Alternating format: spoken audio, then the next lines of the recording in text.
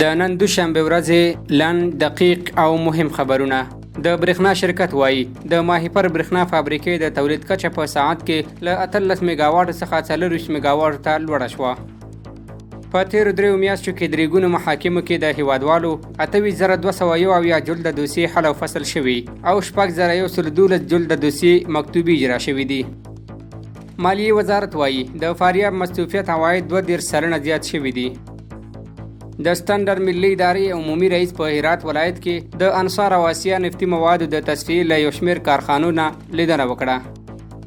د افغاني سرې میاشتې له لورې د کندهار ښار 100 اړمنو کورنیو سره د وړو وریجو، غوړیو، بورې، لوبیا او شین چای مرسته وشوه.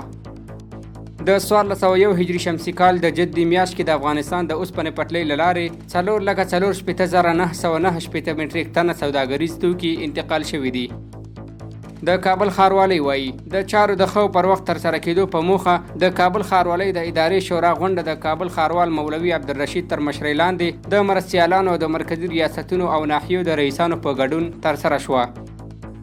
د افغانستان کرکټ بورډ د لوبغاړو د تمریناتو لپاره په نړیوال معیار برابر جیم او درملنې لپاره نوی مرکز جوړ کړ.